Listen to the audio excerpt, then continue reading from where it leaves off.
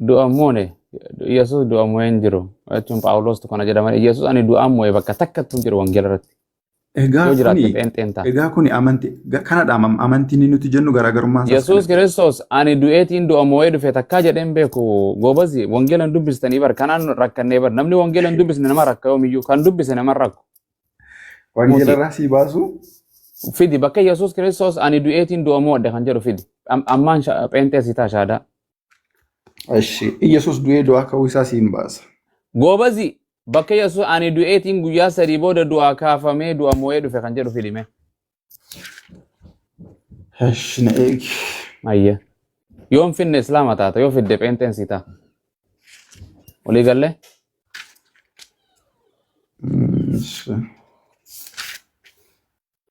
Marakkanna hin koofani.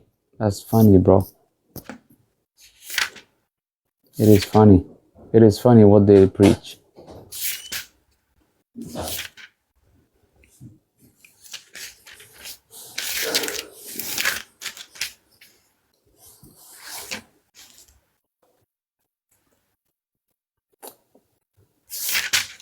Alaikum salam warahmatullahi wabarakatuh. Tab wala jiran. Miliyan takalcha. Mati kasha sinefe inshallah. Kuma dibasa dete dirtani me kuma dibasa galgalcha.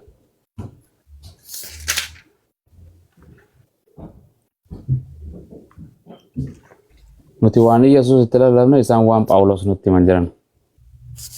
Kanaaf rakkanne yaa mootii.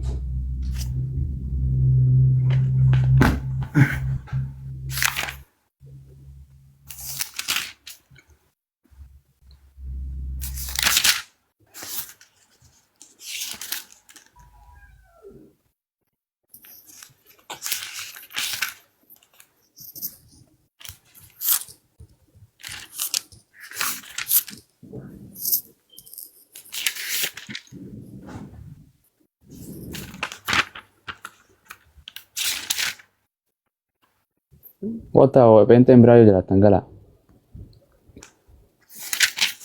Amma sitti yaada biraa osoo dandeessu nan baasaan jiraatte. Itti san jechuun ammaaf jechuun Wangeela Yohaannis. Wangeela Yohaannis. Yohaannis. Boqonnaa 20 irraa. Jiraa.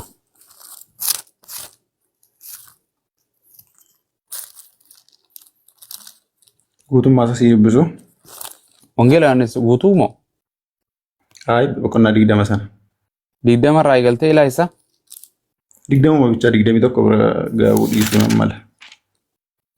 Oh my goodness. Bakkuma Iyyasuus ani du'eetiin guyyaa sadii booda du'aa kaafamee du'a mo'adhee dhufe kan jedhu yoo jiraate na bas naan fudhadha.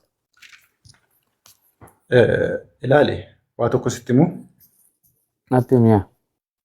Macaafa qulqulluu kana Quraanaan harka namaan barraa'e moo Rabbitu barreesse? Waan Rabbii barreesse ani Museedhaaf Waaqayyo barreessee kanne. Sagalee isaa dhagee barreesse miti? Ilma naa. Kanaaf amma Museen gaafa barreessu Rabbii akkas jedhe akkas ta'e jedhee barreessa malee. Dubbii Waaqayyo irraa dhagee nutti maa minne? Fakkeenyaaf ani waa tokko gaafa sitti himu. Mootiin akkas jedhettee dabarsitee himta malee ani akkas jettee himtu. Hafuura qulqulluun Yohaannis gaafa kana barreesse waa'ee Iyyasuus ana Iyyasuus du'aan ka'ee jedhee barreessu ta'on taane Iyyasuus du'aa ka'uu isaa barreessa.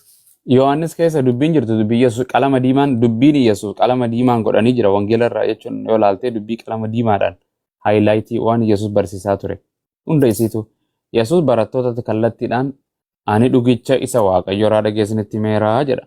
Yohaannis kan dubbate Iyyasuus itti fufee akkana jedhee jedha. Akka addaatti mul'ate. Kanaaf bakkuma takka wangeela kana keessa bakka Iyyasuus ani du'eetiin guyyaa sadii booda du'a mo'adhee dhufee kan jedhu jiru. Ani maaliif jedharee kan barreesse Yohaannis. Bakka fidi bakkuma Iyyasuus du'ee Yohaannis Iyyasuus du'ee du'a mo'atee dhufe kan jedhu. Dhaggeeffadhu sammoo lakkoofsa 3 irraa kaasee dubbisa. Naayi bakkuma keessatti qofa naa dubbisi. Eessarra mee bakka keessatti eessa? Waliigallee jirra dura afaan Oromoo waliigallaa miti. Bakkuma Yohaannis Iyyasuus du'ee du'a mo'atee dhufe kan jedhu. Iyyasuus du'ee du'a mo'atee dhufe? Isa immoo kunoo Isatu mata duree jedhame. masaayyuu mata duree masaa dhaqii ilaale kunoo lakkoofsa 20 kun Yesuus du'aa ka'uu isaadha. Jedhee bar beekee bar waan sin jedhee barkee Yesuus Ma mee eessatti du'a mo'atee dhufee kan jedhu eessa jira? maal jechuudha Yesuus du'aa ka'uu isaa jechuun? Akka Yesuus akkan du'iniin si kan yoo kana fiddeet akkan du'iniin si kan danda'a baraan akkan du'in. Yesuus ajjeefamuu isaa kan jedhus jira ka. Eenyu hin duune kan jedhu sin jira iyyee. Akkam goota wangeela akkas jedhu. Wal Egaa burjaajeessa wangeelli warra kota kan fudhatta isa du'e jedhamu hin duune jedhu fudhatta. akkaataa inni jedhe kontekstii isaatu murteessa. Kontekstii waan hundi kontekstii achumaan mee waan sin Eh, jedhu afaan Oromoo kuni afaan Oromoo mana barumsaa barannee haasofnu kanaan kan biraa wayii jira. Afaan Oromoo mana barumsaatti barattu caalaarraa Afaan Oromoo kun meeqa gosa meeqa? beekumsa mana barumsaatti barattu caalaarraa beekumsa isa Waaqa sammuu kee keessa kaa'ee si ibsatu caala. Waan sin jedhe afaan Oromoo kanuma haasofnu kanaan kan wangeelra jirus. Dandeettiin nama afaan Seerluqa Oromoo waan inni dandeettiin asirra nama jiru afaan kun Oromoo wangeela irra barreeffame kun warri kun seerluqa afaan Oromooti irratti hundaa'anii barreessanii miti. dandeettiin nama afaan Oromoo sana hubachuu garuu garaagaradha. Namni hundumtuu qixa Na- hubatu. Nama jechuun akka wangeelaatti akka maal jechuun akka wangeela nama jechuun bineensa jechuudha akka wangeelaatti. Eh? Nama jechuun akka wangeelaatti akka hafuura qulqulluutti bineensa jechuudha. Bineensa jechuun miti nama jechuudha. Goobas. Yesuus Kiristoos yeroo ani nama jedhu waaqa jechuudha. Yeroo ani nama jedhu Waaqa jechuudha. Ani nama jedha Yesuus Kiristoos barattoota dhuga dubbatee moo itti kijibe. Hin kijibne dhugaadha. Namas Waaqas Goobas. lamaani. Akkas hin jedhu Yesuus ani waaqas namaas hin jedhu baleessoo yoo kana kan fiddu taate ani kiristaana siitaa galgala kan. Eh. Waan hin jirre ittiin dabalinaa jedha keewwa caaffa tokko ittiin dabalinaa jedha tuqaas qoodduus woomuma takka ittiin dabalinaa jedha yoo itti dabalte sitti dabalama yoo irraa hirrifte sirraa hirrataa jedha dhugaami. Egaa Waaqayyoo namas Waaqas Jafii jafee ta'uusaa maaltu Yesuus Kiristoos namas Waaqas ta'uusaa ragaa hedduun jira. akkas hin jenne ragaa Yesuus Kiristoos ani namaas waaqaas jedhee beekaa. Ati meeyyu Ayyee. Yesuus barreessee kitaaba kana. Yesuus waan Yesuus dubbatee barreessan. Akkoo gaafa barreessan inni akkas jedhanii barreessu malee ani akkas jedhanii barreessuu qabu akka bakka Yesuus bakka Waan jedhe yaa gooftaa yaa gartee mootii kan koo waan jedhe Yesuus Kiristoos amma fakkeenyaaf sirra harmee teetirra namni si beeku ni jira. harmee koo irra kan na beekumu. Guyyaa dhalattirraa kaasee Ani ishee caalaa of nan beeka. Ani nan beeka ofii koo ishee caalaa. Okay guyyaa dhalattee of beeyta? Guyyaa dhaladhee yoo ta'u baate iyyuu amma of nan Hin beeka. beeytu si caalaa hin beeytu guyyaa dhalattee fi sa'a dhalattee fi akka itti dhalatte of hin beeytu. Hin beeytu. Bootaa itti dhalattees of hin beeytu. Hin beeyta? Iddoo itti dhaladhee of hin beeku sirriidha hin beeku. Iddoo itti dhalatte hin beeytu sa'aatti dhalatte hin beeytu nama yeroo san jiru hin beeytu halkan dhalattee moo guyyaa dhalatte hin beeytu eenyu kasi deessee haadhatee harmeetee gargaara rakkina isirra mudatee guyyaa maqaasii moggaasanillee hin beeytu. Kanaafuu hin beeytu of maal beeyta harmeetee irra hin beeytu of. Okay. Yeroo sanatti Waan of si hin jedhu beeku. Yesuus Kiristoos amma gaa eega walii galle kan Waaqayyo abbaarra Yesuus namni beeku ni jira. Deebisa. Hin jiru goobas. Waaqayyo abbaan Yesuus Kiristoos akka waaqa ta'e amanamoo akka ilma Maariyamaa ta'e amana. Ofiisaa uffatee gad of deebise ilma ta'e mul'ate yoo. Kanaa miti amma kana qofa. Waaqayyo abbaan Yesuus Kiristoos kun akka waaqa ta'e amanamoo akka waaqan ta'e amana.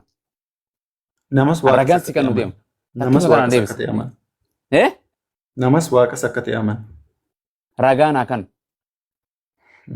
Bakkuma Waaqayyo abbaan dubbatee Yesuus namaa si waaqas kan jedhe naa kan nu qabda. Ani Yesuus Kiristoos akka nama ta'e akka Waaqayyoon ergama isaa ta'e akka ilma namaa ta'e ka Waaqayyoon abbaan dubbatuun si kannaan. Amma dubbii as wal jalaa gabaabsinee raftaa. Sakka hallaqe. Waliigalle akkuma harmee teetirra of hin beeyne Waaqayyo abbaarra Yesuus namni beeku biyya lafaarras hin jiru waaqarra illee hin jiru. Abbaama sanatu gad of deebisee Inni ofiisaa kan dhugaa karaa naa biraa ba'u ofii jira mul'ise siin tokkichis jechaan siin abbaa jira. isa Ilma dhugaa ta'ee mul'ate siin abbaatu jechaan dhugaa jira. baaf. Bakka Waaqayyoon abbaa Iyyasuus waaqaa si nama jedhee takka naa kan galgala kana gooftaan si fudhadha. Isaanoo tokkumaa maaliif adda baastati? Bakkuma Waaqayyo abbaan anaa fi ilmi kiyya tokko jedhee fidi.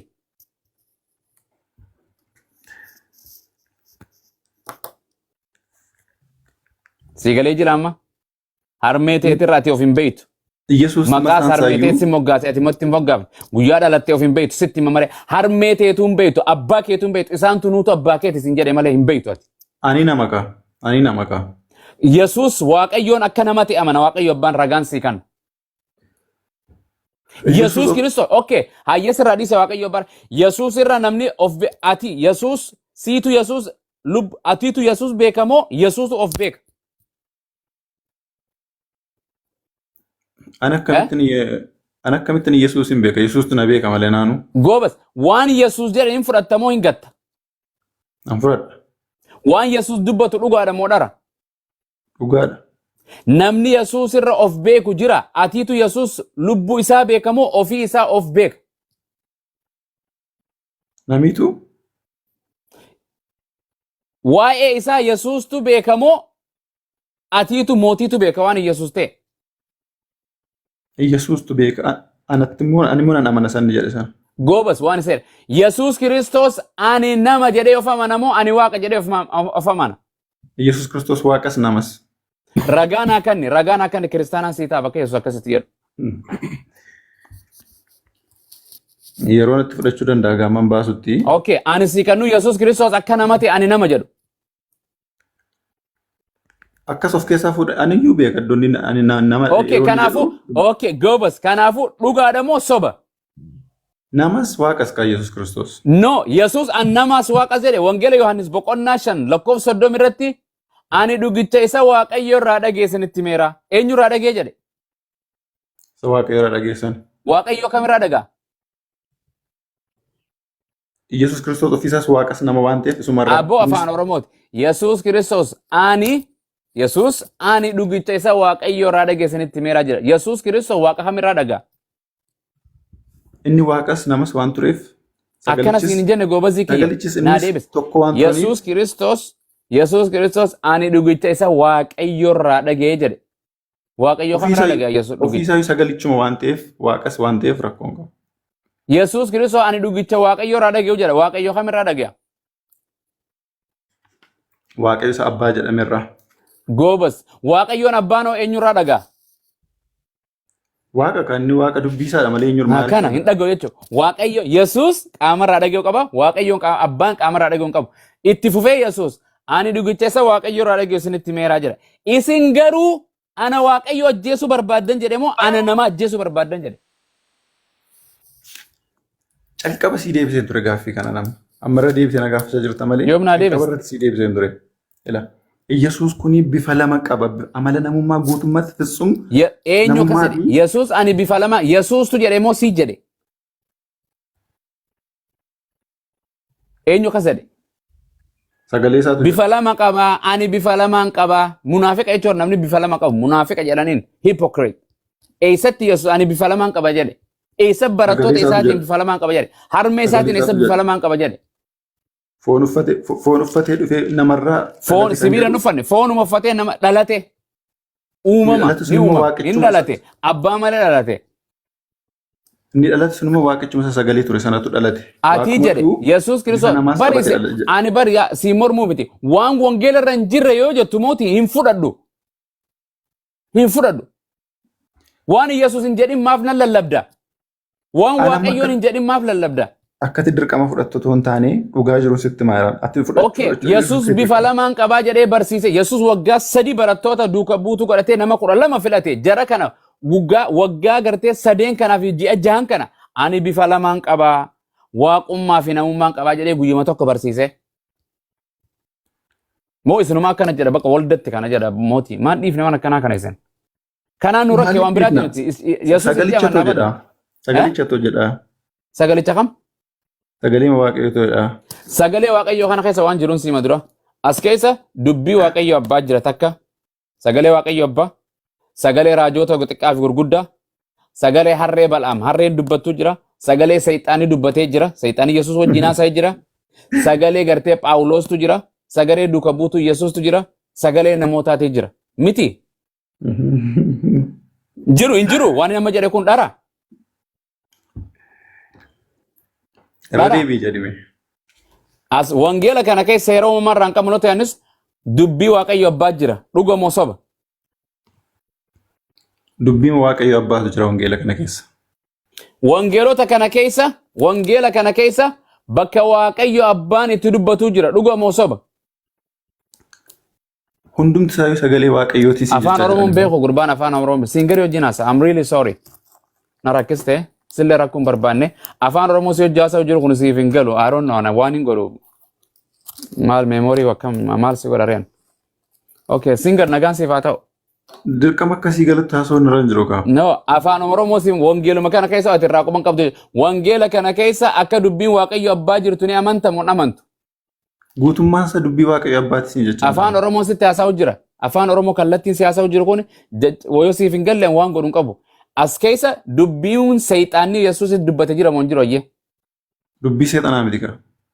dubbii sayxaanatii miti sayxaanii Yesuus dubbatee ati dhugumaan ilma waaqayyoo taate gaara kanarraa of gad darbadhu kan jedhan san dubbii waaqayyooti moo dubbii sayxaanaati dubbii sayxaanaati Dubbii Waaqayyoo seexanni Waaqayyoon dogoggorsuuf keessatti hirmaata. goobasi waan jedhu Dubbii Yesuus Waaqayyoo dura malee dubbii Yesuus seexanaa dura miti. dhaabbatee Yesuusin dhugumaan ati gaafa Yesuusin qoru sayxaanni Maatiyos keessa Luqaas keessattis ilma waaqayyoo dhugumaan taate dhagoota kana dhagaa kana buddeenatti naa jijjiiri jedhiitti gartee kadhadhu hin jenneeni Isa qoruuf jedhee achitti dubbii san Yesuustu dubbate moo sayxaanaa dubbate dubbii isaan lamaan waliin godhanidha. dubbii san ta sayxaanii dubbate moo ta Yesuus dubbate dhagaa kana buddeenatti naa jijjiiri jedhi kan kadhadhu jedheen sayxaana jedhe moo Yesuustu jedhe Seexanni haa dubbatu iyyuu malee haa dubbatu miti eenyu afaan eenyuti baate afaan Yesuus moo afaan sayxaanaati baate afaanuma seexanaatii baate. goobas dubbii sayxaanaati jechuudha harreen bal'aam dubbatte moo hin dubbanne wangeela keessatti harreen bal'aam Dubbatte. dubbii san dubbii harreen dubbatte moo dubbii Yesuus dubbate Harreen haa dubbattu iyyuu malee sagalee haa dubbattu iyyuu malee dubbatte jedhi haa dubbattu hin diduudha shakkii jechuun didu waan kanarraa miliquuf dubbatte jedhi harreen dubbatte jedhi kaa Akka sittin dubbatti harreen. aboo harreen bal'aam dubbatte moo dubbanne bal'aamitti dubbatte moo hin dubbanne keessa deebii keessatti Dhaggeeffadhu gaaffii hin qabanis sitti dubbatti. no ni qabaata jechuun kanuma naafite walii galla dura dubbatte moo hin dubbanne harreen Yoo kana naa deebiste siin deebisa. dura deebisii achi booda kiyya na gaafatta sindinne yoo mana gaafattan sindinne yeroo matakkaa usi galaa miliquuf mitian Anaaf immoo deebisuuf akka naa mijatuuf kana naa deebisitii. okay harreen bal'aam dubbatte moo hin dubbanne Sittin dubbatti harreen. aboo harreen na dubbattee sin hin jenne harree bal'aamii harreen na dubbatte akkaatu argeen beekani harreen yoo sin dubbatte malee harreen bal'aam wangeela keessa sagalee waaqayyoo itti kana keessatti macaafa qulqulluu 66 kana keessatti harreen bal'aam dubbatte moo hin dubbanne Sittin dubbattu miti harreen. gurba afaan oromoo siif hin galu Naa gala. harreen bal'aamitti yaa bal'aamoo ani harricha kee kan bara gartee waggaa meeqana fe'attu akkamitti yeroo sadii maana rukutta jettee gartee gaafa gartee ergama waaqayyo harree gartee duraa militu rukkute maaf si'a sadii na rukutta jettee itti boochee itti himatte dubbatte moo hin dubbanne harreen san Sittin dubbatti yoo immoo gaaffii. aboo dubbatte jedhi quraana ol qabdee as keessatti eenyu dubbatte moo hin dubbanne eeyyeen sin jedha hin saalfadhooni dubbatte jedhi harreen dubbatte Maaliif dubbatte gaamu? waan dubbatteef moo maaf na rukutta jettee dubbatte Harreen akkamitti dubbatti? kun wangeela keetti jedha gaa akkas Ayi ati quraanni sin harree moo akka afaanuma san afaan oromoo dubbattee moo amaariffa dubbattee ani hin beeku bira hin jiru Akka dubbatte hin amanta miti garuu. naan aman argeeti wangeela ati ni amanta moo namantu akka harreen dubbatte Ani mana namana. okay harreen dubbatte eeyyee dubbatte jedhe harreen dubbii harreen ni jirti Maal jechuu barbaade beektaa harreen kun dubbachuudhaaf jechaadha. Harreen noormaalii dubbattu. harree fideetuma laayif irratti harree jaasaa onaa Harreen normaalii nama si jaaladha dhiifama si Dhaggeeffadhu gaa. muradhe hin danda'u akkana Dhaggeeffadhu gaa. Harreen normaalii namatti sin dubbattu horiitti sin abdii dubbattu. jirtu nagaan siif haa Kan isheen ta'u dubbattee fi abdii kiyyaa naaseessa malee waa'ee harree karoorri Waaqayyoo yaanni waaqayyoo harree sanarraa qabu maal akka ta'e waaqayyootu dubbachiise harree sana. Aboo feetu dubbat. Waaqayyo Normaalii harreen namatti Saarees dubbatu. Seexaanas Jinnis Waaqayyo dubbisaman san dubbiin afaanii baate dubbiin san dubbiin Seexaan afaanii baate san dubbii Waaqayyooti moo dubbii Seexaanaati? Seexanni keessatti qoodaa fudhatu malee dubbiin dubbii waaqayyooti. Oh yeah. I'm done, bro. I'm done. I'm really sorry. Singer nagaan siif haa ta'u. You are already done. Not right now. Yeah, I'm done. Long time ago. Yeah, long time ago. It's okay. Eebbifame mootii koo si jaaladha. Allah. Deebitee isa dantaati irraa deebitee jireenyatti deemuuf Iyyasuusiif fudhadhu. Iyyasuusitti amani. Jireenya maali Yesuus eessa jira isatti hin fudhadhani? Hin fudhatta hafuura Iyyasuus. Isatu si eegaa jira iyyuu. Maal hafuura? Yesuus hafuuraa miti fooni. Akka foon akka kiyyaati. Akkamittiin fudhadhan? Yesuus nama Yahudaa bareedaa kan Maariyaama deette abbaa malee Yesuus dhiira akka kiyyaati. Akkam godheetiin fudhadha isaan geesse? Iyyasuus waaqa.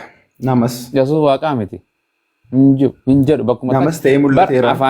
Afaaniin jetta. Mee eessumatti Yesuus ani waaqa jedha yaa goobazii. Maariyaamaan eessatti yaa ilma kiyyattee malee yaa waaqayyoo kiyya bakkuma takka ta'etti jetteen fidi. Mee Yoosef yaa gartee waaqayyoo kan jedheen bakkuma takka ta'e Yesuus. Sa Maariyaamii fi Yoosef irra beektaa Yesuus kana isin Oromoon pheenxeen waggaa jaarraa 20 takka. Rakkina keessa waaqayyo abbaarra beektan ilma dindeessi ergama waaqayyo irra beektan ergamaan waaqayyotti dhufe ilma deessaa ilma waaqa deessan jenneen ilma deessa ergamaan waaqayyo biraa dhufe misiraachoon breaking news he came here you will give the birth the son dhiira sanuu dhiira akka kiyyaa wandi no seetii miti ilma deessa maqaa isaatillee jedheen maqaa isaatillee Yesuus jetteetti moggaafte jedheen ilma Maariyaamaati.